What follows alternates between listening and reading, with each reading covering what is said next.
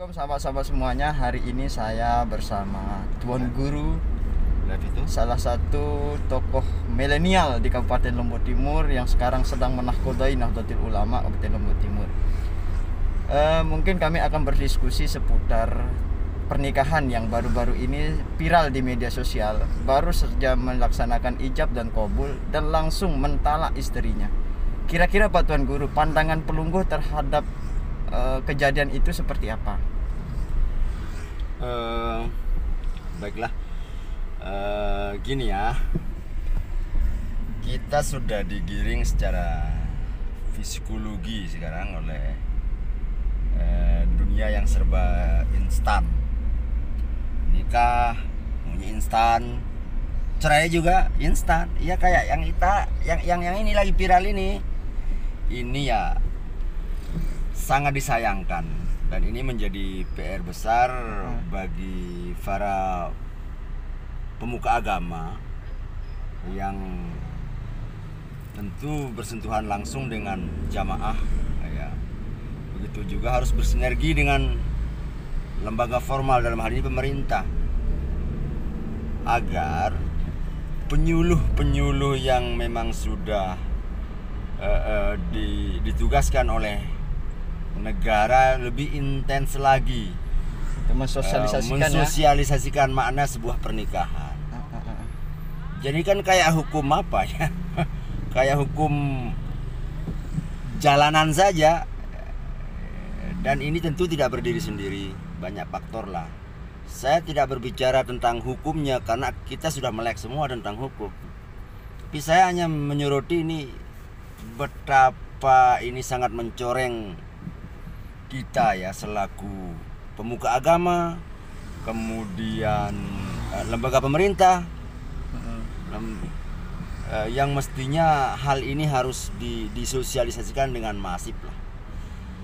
Nah, harapan saya ke depannya tentu bagi kaum milenial ya, berpikir panjang lah sebelum melakukan pernikahan ya. Sebelum melakukan pernikahan, karena memang yang dipanggil untuk nikah itu yang mampu.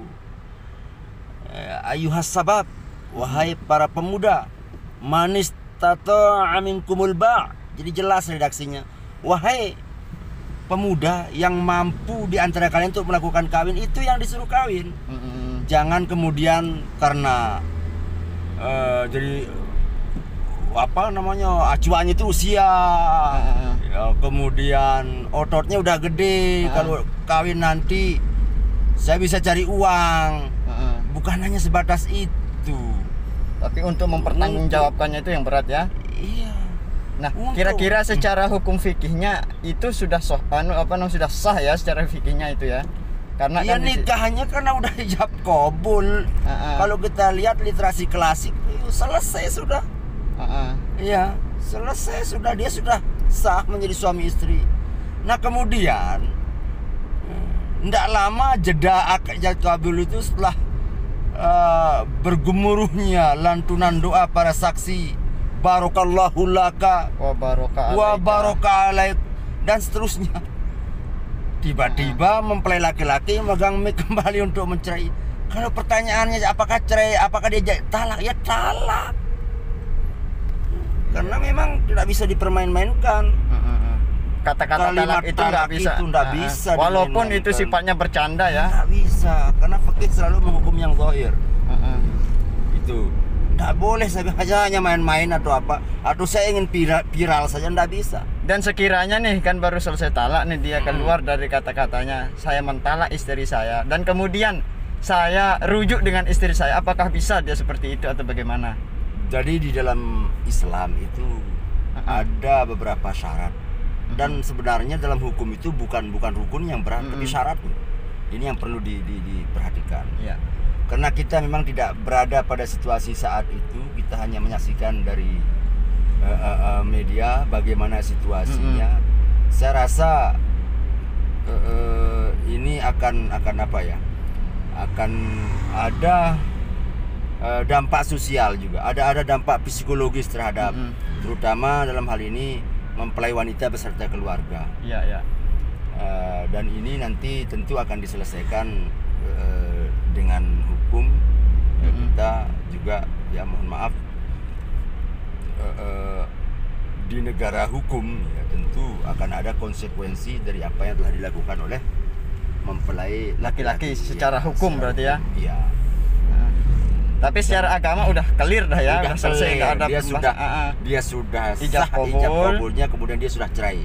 Untuk berikutnya ya mudah-mudahan lah bisa islah dan ini segera ditangani oleh aparat lah, dalam hal ini Kementerian Agama. Barangkali ini saja. Mungkin ada pesan-pesan pelungguh yang terakhir untuk teman-teman yang segera lanjut ke jenjang yang pernikahan, termasuk saya lah. Jangan minder dikatakan jomblo ya. Jadi kita bisa ngukur diri. Kita bisa ngukur diri, kemampuan kita secara ekonomi ya. Mental tuh sama. Mental. Secara mental, kemudian usia, kemudian apa lagi ya, ekonomi, sehingga bukan hanya isapan jempol impian semua para jomblo ya atau yang akan menuju rumah tangga yang sakinah mawaddah warahmah itu ya, tetapi menjadi kenyataan tentunya banyak hal lah yang harus dipersiapkan. Barangkali ini saja kepada kaum muda. Lagi sekali jangan minder dipanggil jomblo, terutama yang lagi ngeplok hari ini. Ini menjadi bulian netizen ini. Oke, terima kasih. Itulah teman-teman semua. Assalamualaikum warahmatullahi wabarakatuh. Menjadi pelajaran bagi kita, semoga kelak kita setelah kita menjalani rumah tangga, kita bisa sakinah mawaddah warahmah, tentunya untuk menghasilkan generasi-generasi penerus bangsa yang akan datang. Sekian dari saya, wallahul muwaffiq ila aqwamit thoriq. Wassalamualaikum warahmatullahi wabarakatuh.